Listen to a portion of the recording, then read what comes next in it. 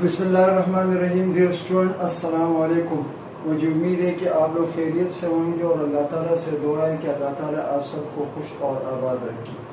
جیسے کہ dear student آپ کو معلوم ہے کہ آپ لوگ میرا یوٹیوب چینل دیکھ رہے ہیں اردو لرننگ پوائنٹ. اس چینل کی وساطت سے میں اکثر آپ لوگوں سے مخاطب ہوتا ہوں اور آپ لوگوں کی معلومات کے لیے آپ کو مزید اور معلومات دینے کے لیے، علم دینے کے لیے اور اردو گرامر کے بارے میں آپ کو روشناس کرانے کے لیے میں اکثر مفید اور کارآمد ویڈیو بنا کر آپ لوگوں کی خدمت میں پیش کرتا ہوں.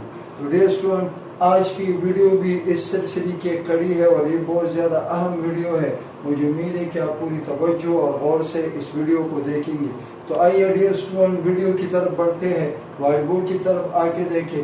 آج کا جو ہمارا عنوان ہے، سبق کا نام ہے حروف شمسی اور حروف قمری.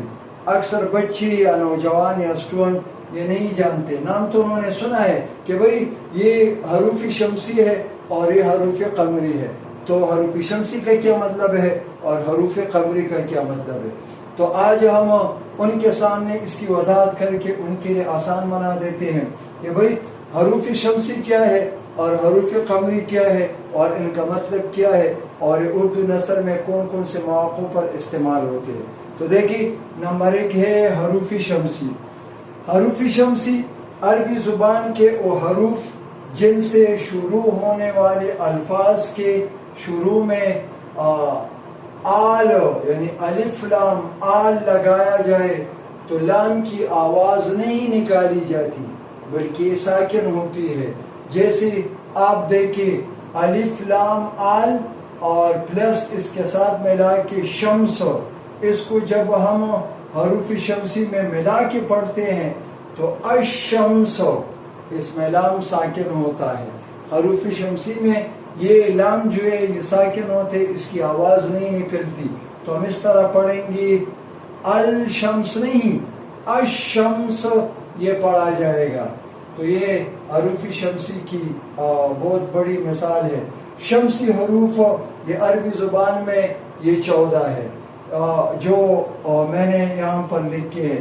مثلا تی، سی، دال، زال، رے، زے، سین، شن، صاد، ضاد، طے، زوے، لام، نون وغیرہ.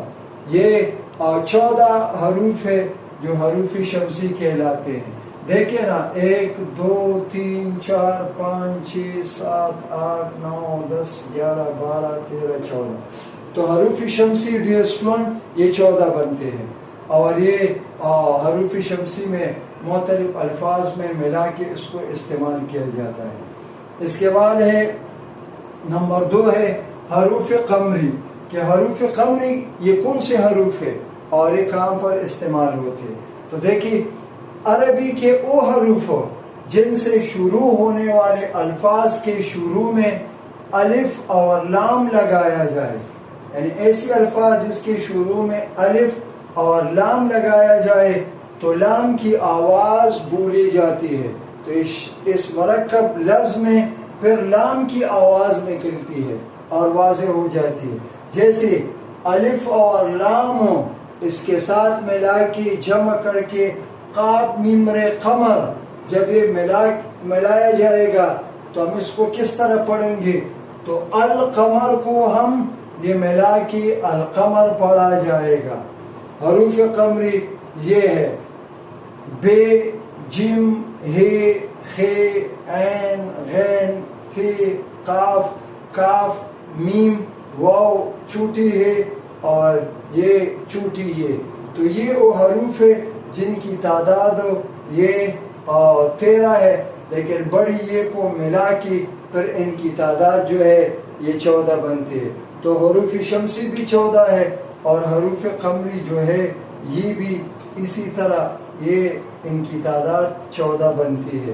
تو مجھے امید ہے کہ آپ لوگ حروف شمسی اور حروف قمری کے بارے میں اس مختصر سی ویڈیو میں آپ جان چکے ہوں گے اور مجھے معلوم ہے کہ نثر میں مختلف مواقعوں پر آپ حروف شمسی کو استعمال کرتے ہوئے آپ سمجھ جائیں گے کہ بھئی یہ حروف شمسی ہے.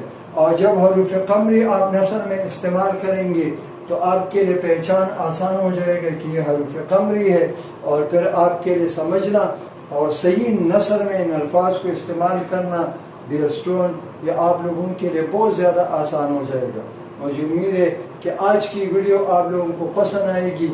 اسی طرح ہماری ویڈیو کو آپ سپورٹ کریں، اور اگر وہ طلبہ و طالبات جو اس چینل پر نئے ہیں ان سے گزارش ہے کہ وہ میرے اس چینل کو سپورٹ کرے، سبسکرائب کرے، اور یہ ویڈیو ان کو زیادہ سے زیادہ لائک اور شیئر کرے اور اپنے دوستوں تک پہنچائے کہ جن کو حروف شمسی اور حروف قمری کے بارے میں معلومات حاصل نہیں ہے وہ معلومات حاصل کر سکے، اور اردو نثر میں ان کے لیے لکھنا، پڑھنا اور بولنا آسان ہو جائے۔